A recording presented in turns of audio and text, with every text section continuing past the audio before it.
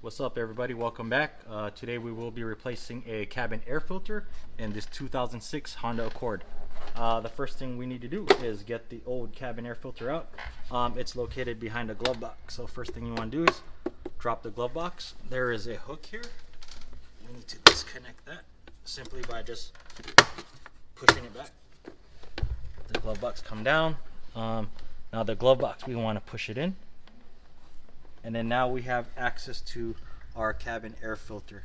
There's a tab located here, tab located right here. What you want to do is you want to go ahead and push on those two tabs and pull it out. Now let's take a look at this cabin air filter. Yikes!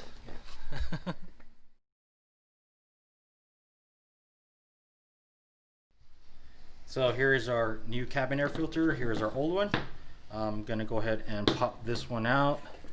I'm also gonna go ahead and wash this down because it looks like this has not been replaced for a very, very long time. Now I got the air filter housing all cleaned up. I'm gonna go ahead and put the air filter in its housing, just like so. And then one of the major reasons why you want to replace this, especially if you have allergies, take a look at that. Also, it restricts airflow. It will make your AC system work a lot harder because it's trying to push through all of this dirt here.